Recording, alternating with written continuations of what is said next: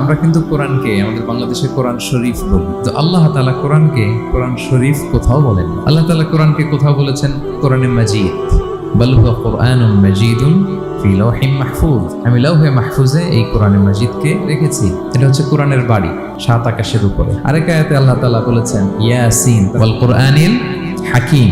তাহলে আরেক আয়াতে কোরআনে হাকিম বলেছেন, প্রজ্ঞাময় কোরআন, কোরআন শরীফ বলেন নাই। সূরা ওয়াকিয়ার আরেক আয়াতে আল্লাহ তাআলা বলেছেন ইন্নাহু লাকুরআনুন কারীমুন ফি কিতাবিন মাকনুন। এখানে বলেছেন কোরআনে কারীম।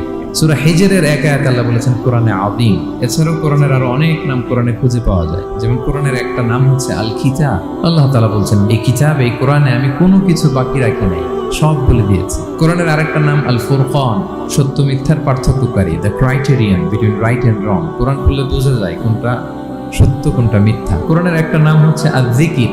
আমরা অনেকে মনে করি শুধু সুবহানাল্লাহ আলহামদুলিল্লাহ এগুলোই জিকির, না, কোরআনটাও একটা জিকির। আল্লাহ তাআলা বলছেন নিশ্চয়ই আমি এই জিকিরকে মানে কোরআনকে নাজিল করেছি, আমি এই কোরআনকে সংরক্ষণ করব। তাহলে আল্লাহ বললেন কোরআনে মাজিদ, তিনি বললেন কোরআনে হাকিম, তিনি বললেন কোরআনে কারীম, কোরআনে আযীম। কিন্তু এগুলো সব থেকে আমরা কি বলি?